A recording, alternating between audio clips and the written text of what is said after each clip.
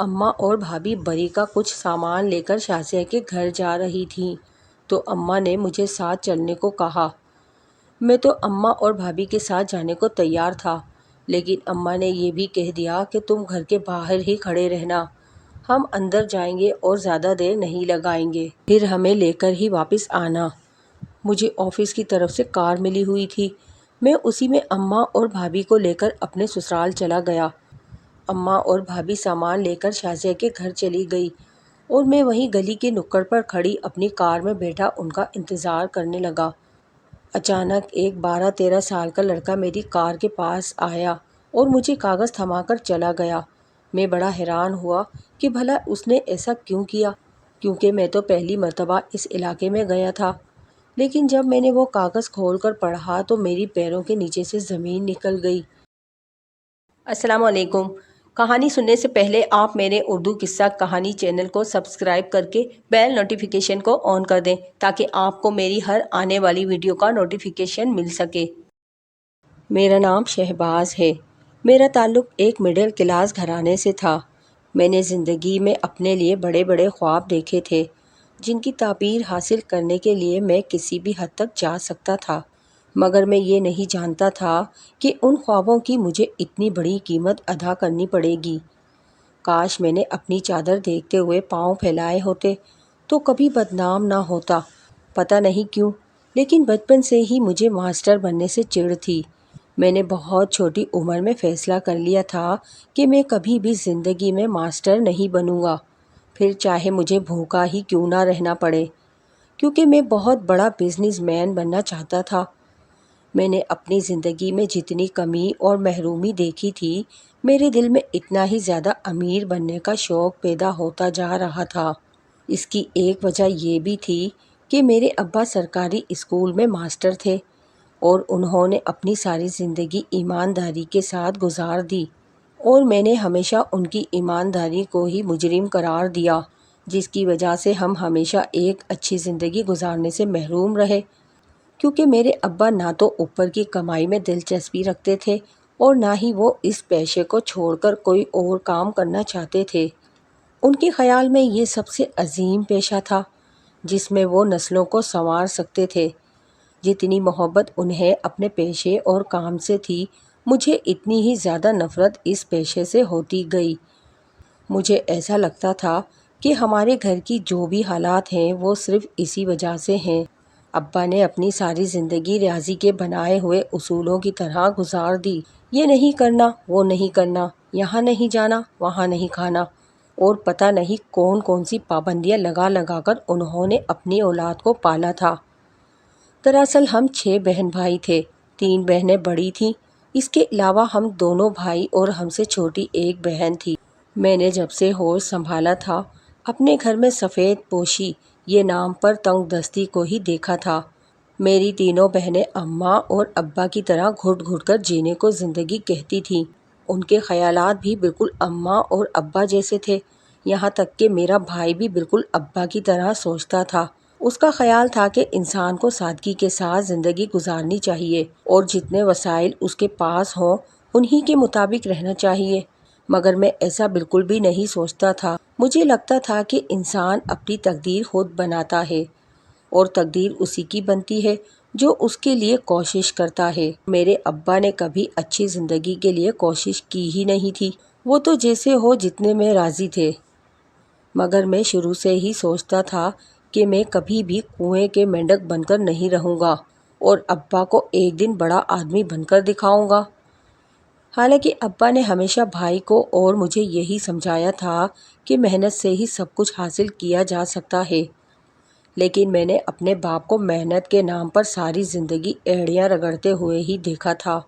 نہ تو گھر کی حالت بدلی تھی اور نہ ہی ہم لوگوں کے حالات بدلے تھے، اس لیے 7ویں کلاس میں پہنچنے تک میں نے اپنا ذہن بنا لیا تھا کہ میں زندگی میں شارٹ کٹ راستے اختیار کروں گا اور ایک دن میرے پاس بنگلہ بھی ہوگا اور گاڑی بھی، پھر میں اپنے گھر والوں کو دنیا بھر کی ساری آرائشیں دوں گا۔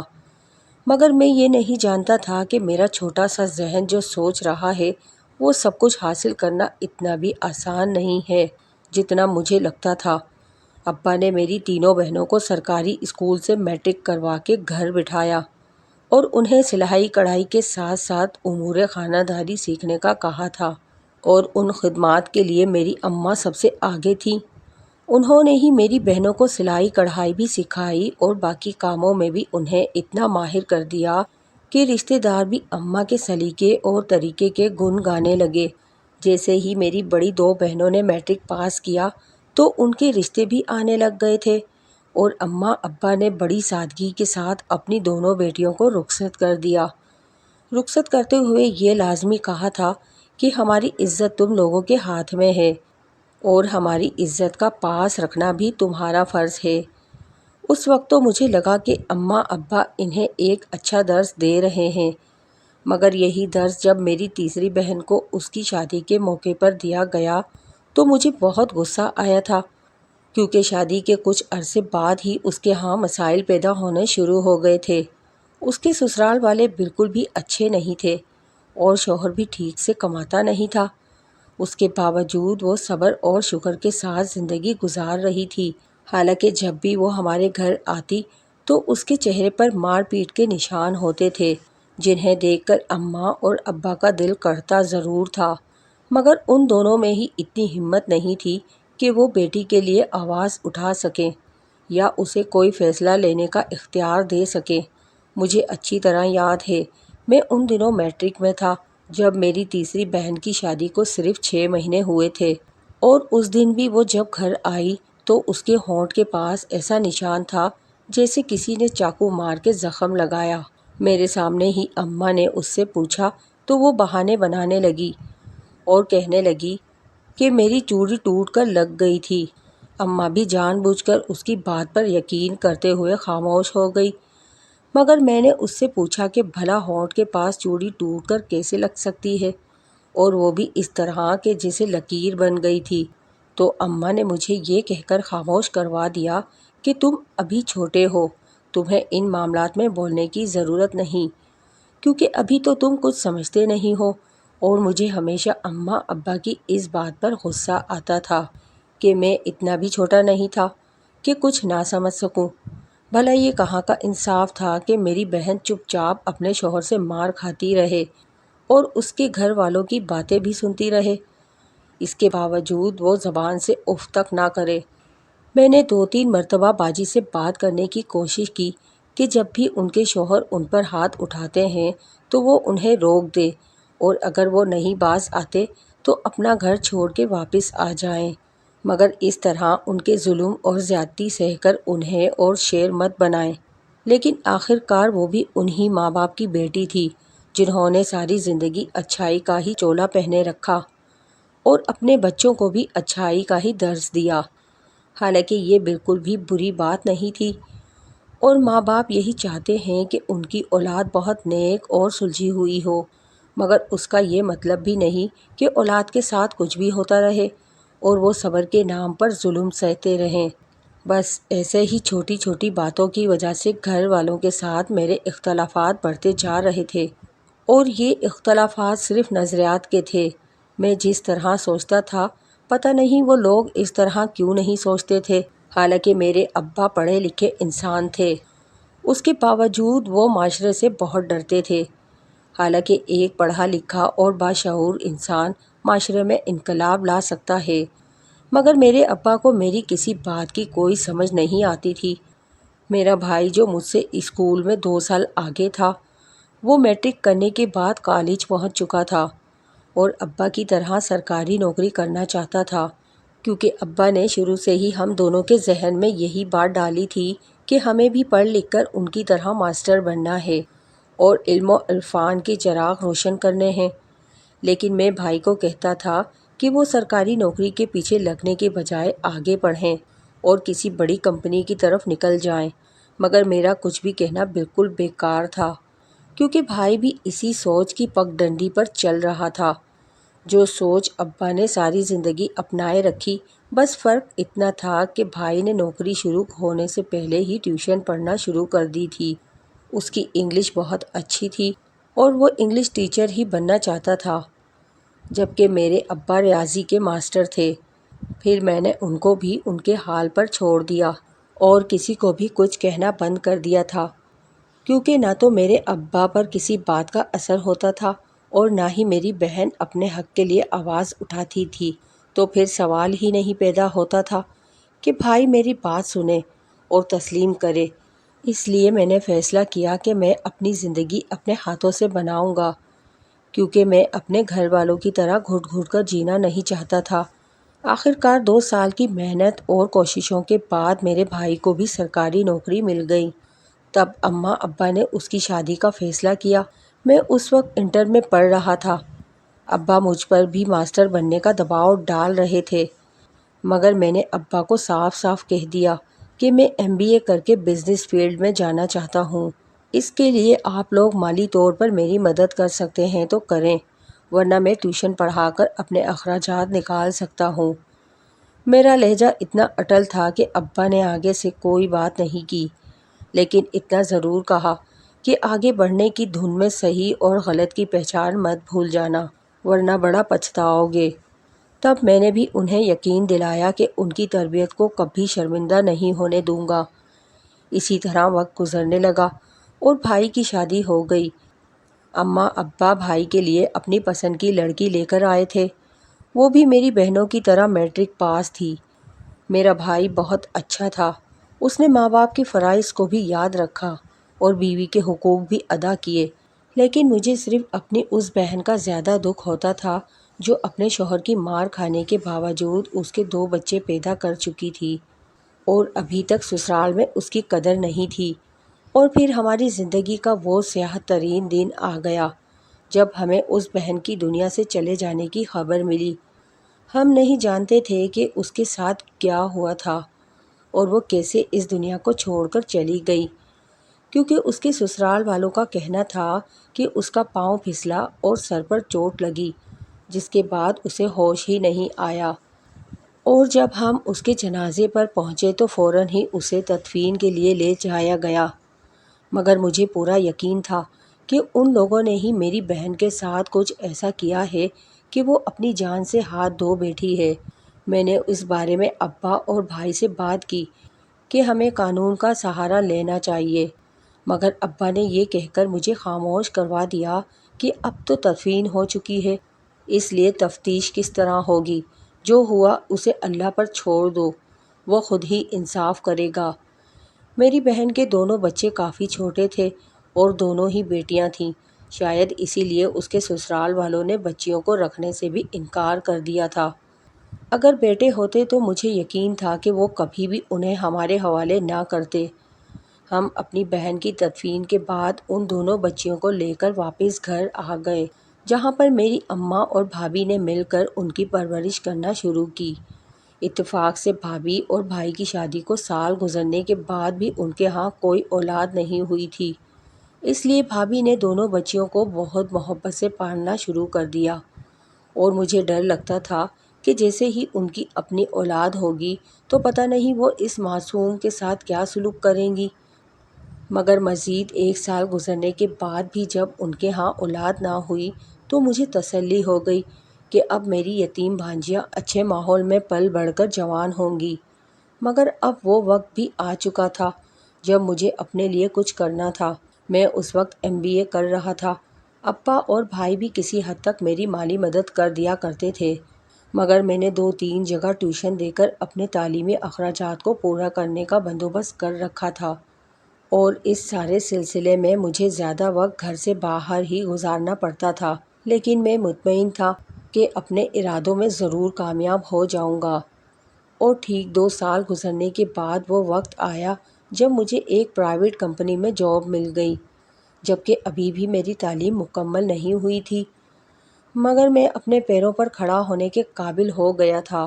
اس دن ابا بھی بہت خوش ہوئے اور انہیں لگنے لگا کہ میں نے اپنے لیے بالکل ٹھیک فیصلہ کیا تھا۔ زندگی بڑی خاموشی سے رواں دواں تھی۔ ہمارے گھر میں بھائی کے بچے تو نہیں تھے، مگر میری بہن کی 2 بیٹیاں چہکتی پھرتی تھیں۔ پھر چھوٹی بہن کی شادی کا وقت آیا تو میں نے اس ذمہ داری کو اپنے سر پر لے لیا اور کہا کہ بنا چھان بین کیے میں اس بہن کو رخصت نہیں ہونے دوں گا۔ تب میرے ابا نے فیصلہ مجھ پر چھوڑ دیا اس وقت میں بہت خوش ہوا تھا۔ مجھے ایسے لگنے لگا کہ جیسے ابا کو بھی میری قابلیت پر یقین آ گیا ہے۔ اب مجھے یہی فکر تھی کہ میں اپنی بہن کے لیے کوئی اچھا رشتہ دیکھ سکوں اور وہ اپنے گھر میں خوش رہے تو میں سرخرو ہو جاؤں گا۔ میں جس آفس میں کام کرتا تھا وہاں پر میری دوستی میرے ایک کولیگ سے ہوئی جو میری طرح ہی مڈل کلاس فیملی سے تعلق رکھتا تھا مگر بہت محنتی لڑکا تھا۔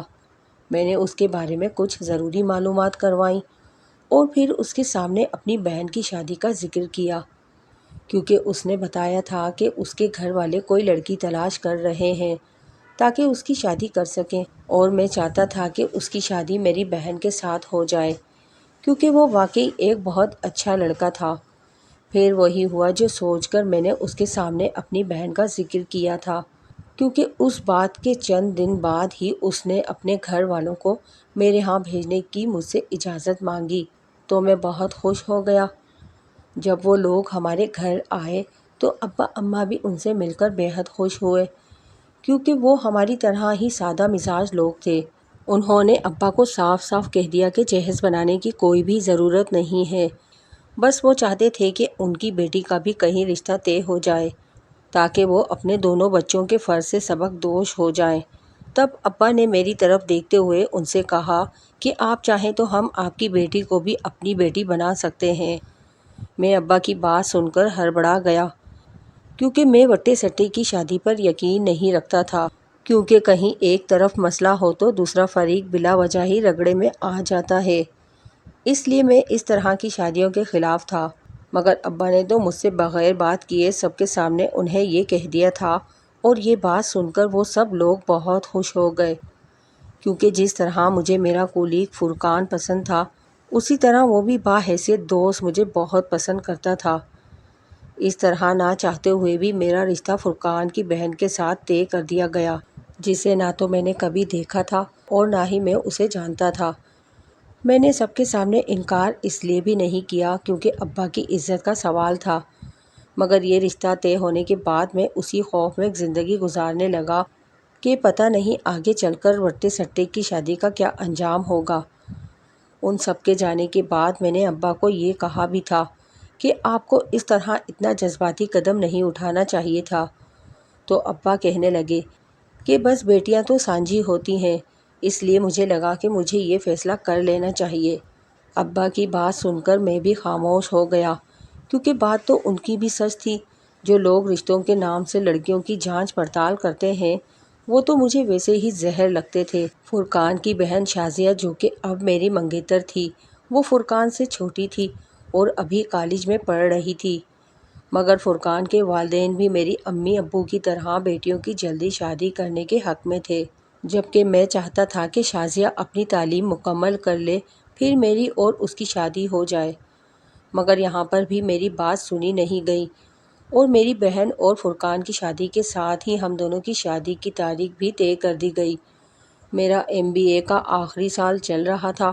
میں نے ابا سے کہا تھا کہ جیسے ہی آفس میں میری ترقی ہوگی تو میری سیلری بھی بڑھ جائے گی، پھر میں آفس سے لون لے کر ایک بڑا گھر خرید لوں گا، وہاں پر شفٹ ہونے کے بعد ہم شادی کر لیں گے، مگر ابا میری مانتے ہی نہیں تھے۔ انہوں نے شادی کی تاریخ طے کرتے ہی تیاریاں بھی شروع کر دیں اور میں بے دلی کے ساتھ اپنی ہی شادی کی تیاریوں میں حصہ لینے لگ گیا، مگر میں زیادہ تر آفس اور ٹیوشن کی وجہ سے مصروف رہتا تھا، اس لیے کچھ خبر بھی نہیں تھی کہ گھر میں کیا کچھ چل رہا ہے۔ دوسری طرف ابھی تک نہ تو میری شازیہ سے ملاقات ہوئی تھی اور نہ ہی کبھی فون پر بات ہوئی تھی۔ میں نے صرف اس کی تصویر دیکھی تھی۔ بلا شبہ وہ خوبصورت لڑکی تھی، مگر میں نہیں جانتا تھا کہ اس کی سوچ اور نظریات کیسے ہیں۔ لیکن اب کیا ہو سکتا تھا، اب تو میری زندگی میں شامل ہونے جا رہی تھی۔ ایسے ہی شادی کے دن شروع ہو گئے۔ تب اماں اور بھابھی بری کا کچھ سامان لے کر شازیہ کے گھر جا رہی تھیں تاکہ وہ نکاح پر وہی جوڑا پہن سکے جو ہم لوگوں نے بنایا تھا۔ انہوں نے بھابھی کے ساتھ جانا تھا، مگر بھائی کو اچانک کوئی کام آ گیا تو اماں نے مجھے ساتھ چلنے کو کہا۔ میں تو اماں اور بھابھی کے ساتھ جانے کو تیار تھا، لیکن اماں نے یہ بھی کہہ دیا کہ تم گھر کے باہر ہی کھڑے رہنا، ہم اندر جائیں گے اور زیادہ دیر نہیں لگائیں گے، پھر ہمیں لے کر ہی واپس آنا۔ مجھے آفس کی طرف سے کار ملی ہوئی تھی۔ میں اسی میں اماں اور بھابھی کو لے کر اپنے سسرال چلا گیا۔ فرقان بھی اس وقت گھر میں نہیں تھا، ورنہ وہی مجھے کمپنی دے دیتا۔ اماں اور بھابھی سامان لے کر شازیہ کے گھر چلی گئی اور میں وہیں گلی کے نکڑ پر کھڑی اپنی کار میں بیٹھا ان کا انتظار کرنے لگا۔ اچانک ایک 12-13 سال کا لڑکا میری کار کے پاس آیا اور مجھے کاغذ تھما کر چلا گیا۔ میں بڑا حیران ہوا کہ بھلا اس نے ایسا کیوں کیا، کیونکہ میں تو پہلی مرتبہ اس علاقے میں گیا تھا۔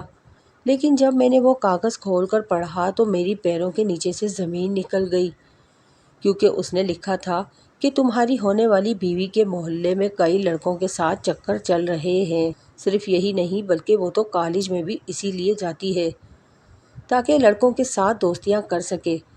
بس اتنا ہی لکھا تھا اور میں حیران پریشان اپنے ارد گرد دیکھنے لگا کہ وہ خط مجھے کس نے بھیجا تھا، لیکن مجھے کوئی نظر نہیں آیا اور نہ ہی وہ بچہ کہیں پر ملا جو مجھے وہ کاغذ دینے آیا تھا۔ جتنی دیر اماں اور بھابھی اس کے گھر پر بیٹھی رہیں میں اس بچے کو تلاش کرتا رہا، مگر وہ مجھے کہیں پر بھی نظر نہیں آیا۔ پھر اماں اور بھابھی آ گئیں اور میں انہیں لے کر گھر چلا آیا، مگر سارے راستے اور گھر پہنچنے کے بعد بھی میرے دل و دماغ میں عجیب سی جنگ چھڑ گئی۔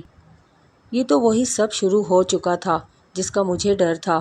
اگر شازیہ کسی اور کو پسند کرتی تھی یا کوئی بھی ایسی بات تھی تو اسے اپنے گھر والوں سے بات کرنی چاہیے تھی، اور میں اس موڑ پہ کھڑا تھا جہاں ایک طرف ہوا اور دوسری طرف کھائی تھی۔ اگر انکار کرتا تو میری بہن کا گھر بھی بسنے سے پہلے ہی اجڑ جاتا اور ابا کی عزت بھی خراب ہوتی، اس لیے چپ چاپ قربانی کا بکرا بن گیا اور یہ سوچ کر خاموش ہو گیا کہ جو ہوگا دیکھا جائے گا۔ ایسے ہی شازیہ دلہن بن کر میرے گھر آ گئی، مگر مجھے پہلی رات تھی، اپنے دل میں پیدا ہونے والے شک و شبہات کی وجہ سے وہ اچھی نہیں لگ رہی تھی۔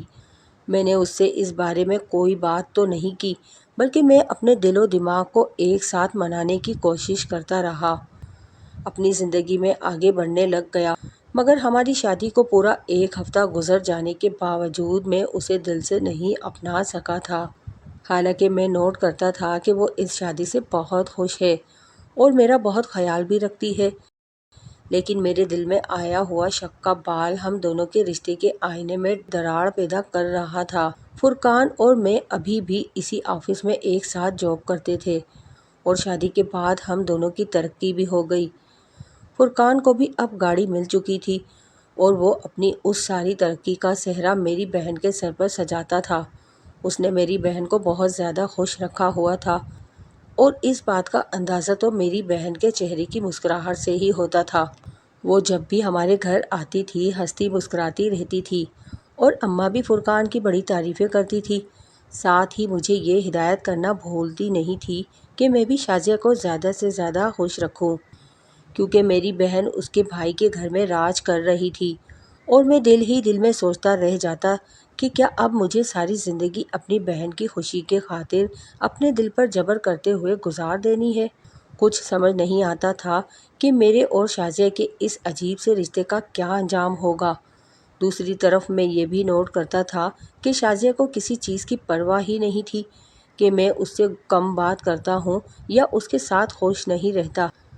سب کے سامنے تو میں بالکل نارمل رہتا ہوں، مگر جب ہم دونوں اکیلے کمرے میں ہوتے تھے اس وقت میرے منہ پر تالا لگ جاتا تھا۔ بیوی ہونے کی حیثیت سے میں اس کے حقوق و فرائض کا پورا خیال رکھتا تھا، مگر میرے دل میں ابھی تک اس کے لیے محبت پیدا نہیں ہوئی تھی۔ پھر ایک دن جب میں آفس سے گھر کی طرف آ رہا تھا تو راستے میں ایک پھول بیچنے والے بچے نے کار کے دروازے پہ دستک دی۔ میں نے سوچا کہ شازیہ کے لیے پھول خرید لیتا ہوں تاکہ ہماری زندگی کی ایک نئے طریقے سے شروعات ہو سکے، مگر اس بچے نے مجھے پھولوں کے ساتھ ساتھ ایک کاغذ بھی تھما دیا اور کہا کہ یہ میرے لیے کوئی دے کر گیا ہے۔ میں نے اس سے بہت پوچھا کہ کس نے دیا ہے، مگر وہ بچہ آس پاس دیکھنے لگا اور کہنے لگا کہ وہ لڑکا جا چکا ہے جس نے یہ خط آپ کو دیا ہے۔ میں نے جیسے ہی وہ کھول کر پڑھا تو میرا دماغ ہل گیا، کیونکہ اس میں وہی سب کچھ بکواس لکھی تھی کہ شازیہ مجھ سے محبت کرتی ہے اور اب بھی وہ مجھ سے ملتی ہے۔ میں نے وہ پھول وہیں پر اٹھا کے سڑک پر پھینکے اور گھر چلا گیا۔ مگر مجھے اپنے آپ پر بہت کنٹرول تھا۔ میں نے نہ تو شازیہ سے کچھ کہا اور نہ کسی اور پر کچھ ظاہر ہونے دیا، کیونکہ جیسے ہی میں گھر پہنچا تھا میری بہن اور فرقان مٹھائی لے کر آئے ہوئے تھے۔ ان کے پاس خوشخبری تھی اور وہ ڈاکٹر سے چیک اپ کروا کے سیدھے ہمارے گھر آئے تھے۔ میں بھی یہ خوشخبری سن کر سب کچھ بھول گیا۔ اسی وقت سب نے مجھ سے بھی اس خوشخبری کی ڈیمانڈ کرنا شروع کر دی۔ میں نے دیکھا کہ شازیہ اس بات پر بڑا شرما رہی ہے، لیکن میں چپ چاپ بیٹھا رہا اور پھر اٹھ کر کمرے میں چلا گیا۔ میرا اس طرح جانا سب نے محسوس تو کیا، مگر وہ لوگ یہی سمجھنے لگے کہ ابھی تک ہمارے ہاں اولاد کی خوشخبری نہیں ملی۔ اس وجہ سے میں چپ ہو گیا۔ پھر ایسے ہی وقت گزرتا گیا اور ہماری شادی کو 1 سال پورا ہو گیا، لیکن اس 1 سال نے مجھے اور شازیہ کو ذہنی طور پر ایک نہیں ہونے دیا تھا۔ وہ صرف بیوی بن کر میرے گھر میں رہی تھی، لیکن میرے دل میں اس کے لیے ابھی تک کوئی جگہ نہیں بن سکی تھی، بلکہ میں تو اس کی ایک ایک ادا سے اس دھوکے کا پتہ لگانے کی کوشش کرتا تھا جو وہ میرے پیٹھ پیچھے مجھے دے رہی تھی۔ مگر حیرت ہوتی تھی کہ وہ اماں اور بھابھی کی موجودگی میں کسی سے کیسے مل سکتی ہے۔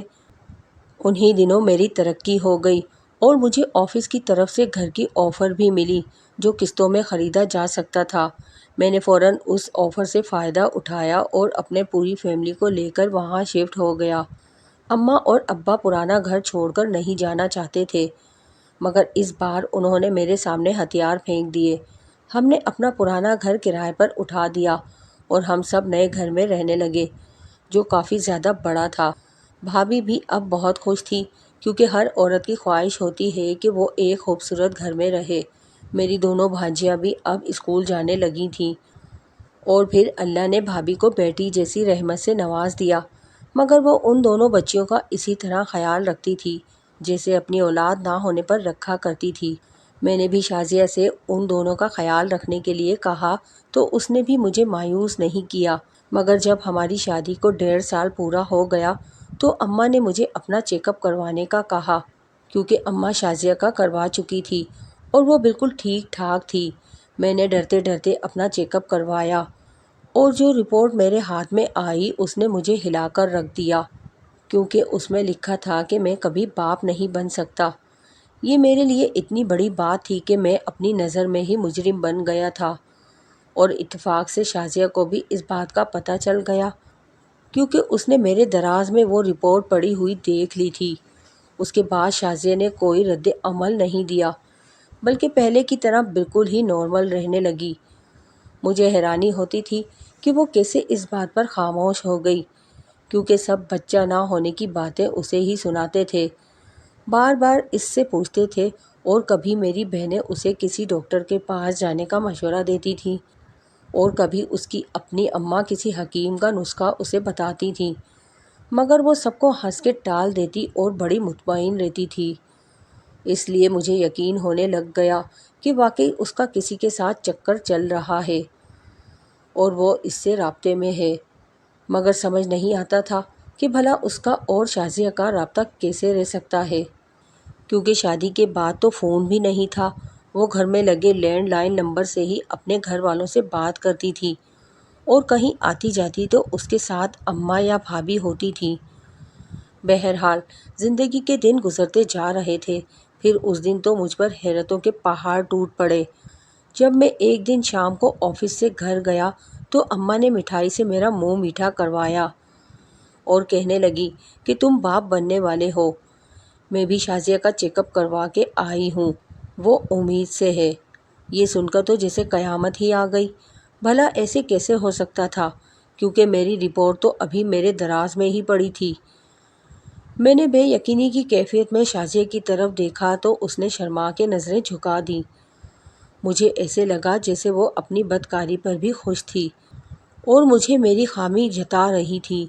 مجھے بہت غصہ آیا، مگر میں کچھ نہیں کر سکتا تھا، کیونکہ اس طرح تو میرا اپنا پول کھل جاتا، اور اگر میں شازیہ کو اس بدکاری پر چھوڑ دیتا تو میری بہن کا بھی بسا بسایا گھر برباد ہو جاتا۔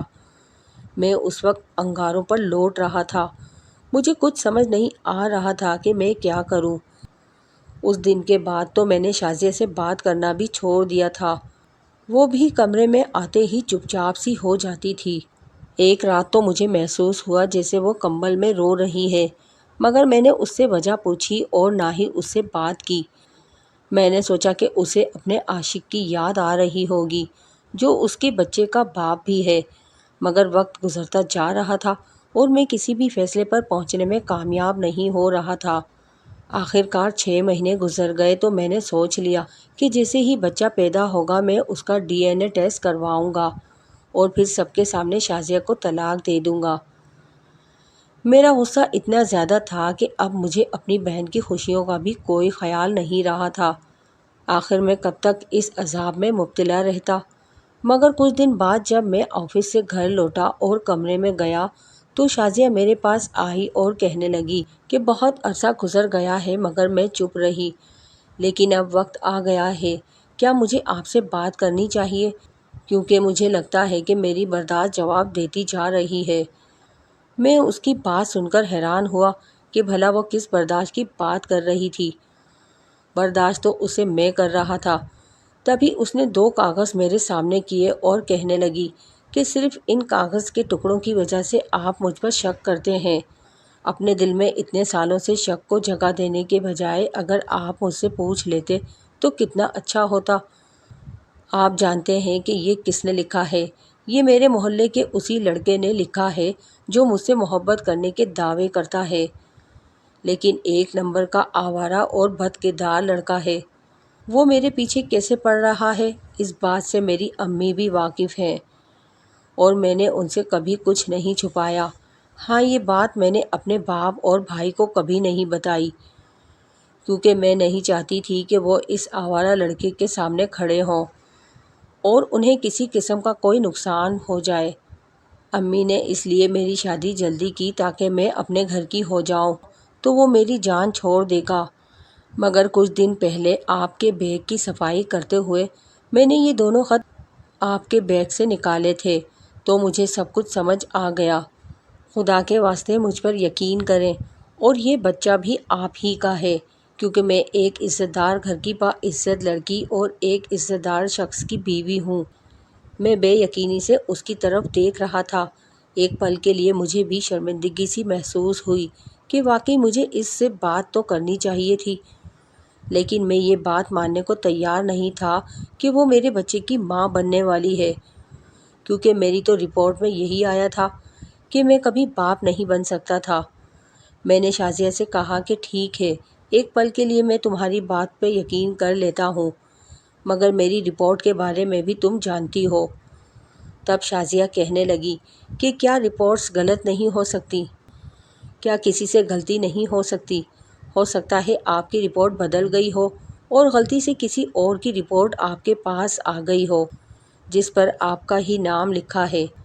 یہ سن کر تو میرے دماغ کی گھنٹی بجنے لگی۔ میں نے اگلے ہی دن اسی ہسپتال میں جا کر ڈاکٹر سے بات کی اور دوبارہ میرے ٹیسٹ ہوئے۔ رپورٹس 15 دن بعد ملنے والی تھی۔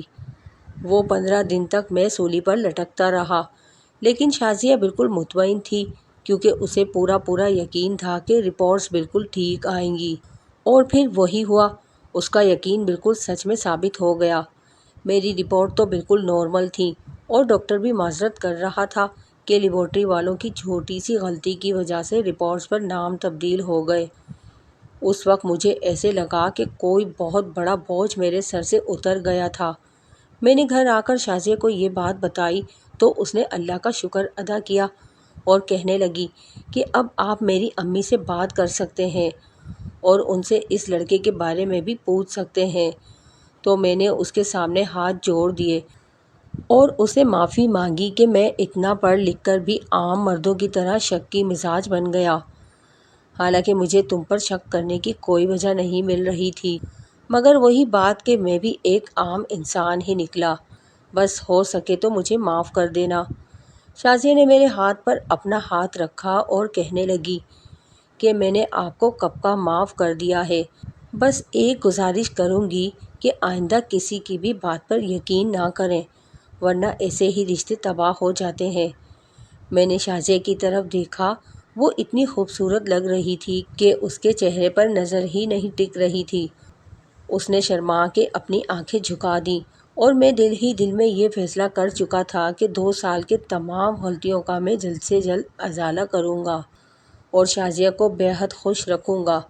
ساتھ ہی مجھے یقین ہو گیا کہ اماں ابا کی اچھی تربیت نے ہی میرا گھر بچا لیا تھا، مگر مجھے اپنی بہن کے لیے بہت دکھ تھا اور ابا بھی افسوس کرتے تھے کہ کاش وہ اتنی ہمت اپنے بھی اندر پیدا کر لیتے اور بیٹی کو بھی دے دیتے تو آج ان کی بیٹی ان کے سامنے ہوتی۔